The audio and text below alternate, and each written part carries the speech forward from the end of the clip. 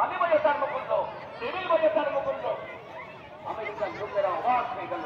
কারণ কি, এর আগে যারা ভাষণ দিয়েছে তারা আমেরিকার লোকেদের সামনে বলেছে, ladies and gentleman of America, ভদ্রলোক ভদ্র মহিলা। কিন্তু আমাদের সংস্কৃতি আমরা বিশ্বের মানবকে কিরকম ভাবে দেখি, ভাই এবং বোন। এটাই হিন্দু ধর্ম। স্বামীজির প্রথম সম্বোধনে আমেরিকার লোকেদের মন জয় করে নিলেন।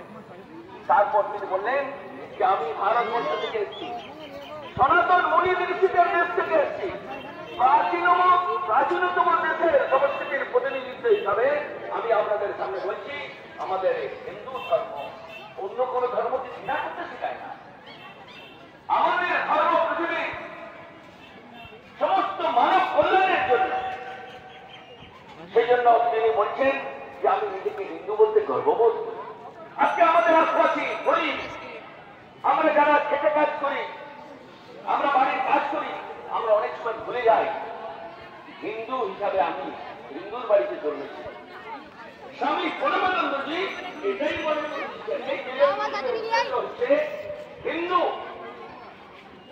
তুমি তার পরিচয় ভুলে গেও।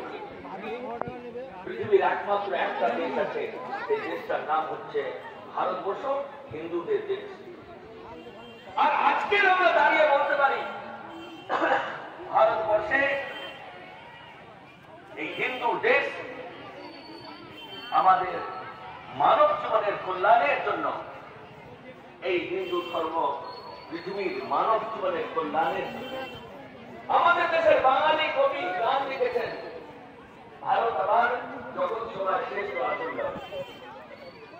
রবীন্দ্রনাথজি বলে গেলেন, আব্দুল প্রসাদ সেনের কবিতা আমাদের বাঙালিরাই বলে গেলেন। আজকে আমরা দাঁড়িয়ে আমরা বলতে পারি পৃথিবীর যত দেশ আছে, 57টা দেশ আছে মুসলমান, খ্রিস্টান, কিন্তু ভারতবর্ষ একটাই হিন্দু দেশ।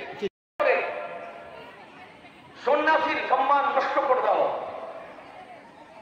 আমার দেশের ভারতবর্ষে অনেক দিন থেকে চেষ্টা চলছে, সেটা আজকের এখানে মিলন মন্দিরে আমরা যারা জড়ো হয়েছি, আমাদের দায়িত্ব আমার পাড়া প্রতিবেশী, আমার বাড়ির ছেলে মেয়ে, তাদেরকে হিন্দু হিসাবে পরিচয় করা।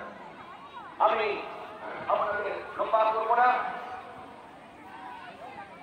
আমাদের একজন বিখ্যাত লোক এই চাটলে এসেছিলেন, প্রণব রাষ্ট্রপতি ছিলেন। প্রণবজির বাড়ি কাছেই তিনি রাষ্ট্রপতি, আমাদের বাঙালিদের গর্ব। তার কাছে আমি রাষ্ট্রপতি ভবনে দেখা করতে গেছিলাম। তিনি আরএসএসের কথা শুনলেন, আমার পরিচয় হতো না অবস্থা, তিনি রাষ্ট্রীয় প্রচারক। তিনি অনেকগুলো প্রণাম থাকে আমার সঙ্গে অনেক আলাপ করলেন। মহারাজ যখন সাধনায় সিদ্ধি লাভ করছেন, তখন তার মুখ থেকে একটা বাণী নিশ্চিত হচ্ছে, এই যুগ মহাজাগরণের, এই যুগ মহামিলনের, এই যুগ মহামুক্তির। মহাজাগরণ, মহামিলন, মহাসমনের বার্তালীয় ভারতকে অষ্টম সঙ্গে সন্ন্যাসীরা এমনি করে ভারতবর্ষে প্রান্তরে প্রান্তরে ঘুরে বেড়ায়। কিন্তু কিসের জাগরণ চেয়েছিলেন স্বামী প্রণবানন্দজি মহারাজ? তিনি জাগরণ চেয়েছিলেন একটা জাতি, যে জাতিকে আমরা হিন্দু জাতি বলছি, যে জাতির ধর্মকে সনাতন ধর্ম বলছি, যে জাতির একটা অর্থিক ইতিহাস আছে, গৌরবময় ঐতিহ্যের পূর্ণ ইতিহাস আছে, যে জাতি তার প্রাচীন আদর্শকে অবলম্বন করে আজও ভারতবর্ষের বুকে দাঁড়িয়ে আছে। পৃথিবীর বিভিন্ন জাতি গোষ্ঠীর যখন ইতিহাসের পাতায় সমস্ত প্রাচীন জাতি যখন তার ঐতিহ্য হারিয়ে অবলুপ্তির পথে চলে গেছে, ভারতবর্ষে সনাতন ধর্ম সংস্কৃতিকে অবলম্বন করে এদেশের হিন্দু সমাজ, হিন্দু জাতি আজও দাঁড়িয়ে আছে। তার মূলে আছে তার আধ্যাত্মিক সংস্কৃতি, তার সনাতন সংস্কৃতি।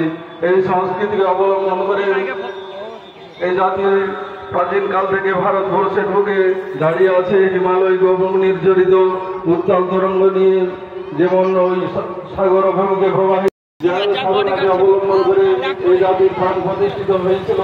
ভগবান এই ধর্মের প্রাণ প্রতিষ্ঠা করেছেন। যুগে যুগে ঋষি মনে ঋষিগণ তাদের সাধনা লব্ধ জ্ঞান রাশিকে দ্বারা এই সমাজে সংস্কৃতি পুষ্টি নিদান করেছেন এবং এই জাতি হল ভারতবর্ষের প্রাণ সত্যতা স্বামীজি তার বক্তৃতাতে বললেন, এই জাতি যদি থাকে ভারতবর্ষ থাকবে, এই সংস্কৃতি যদি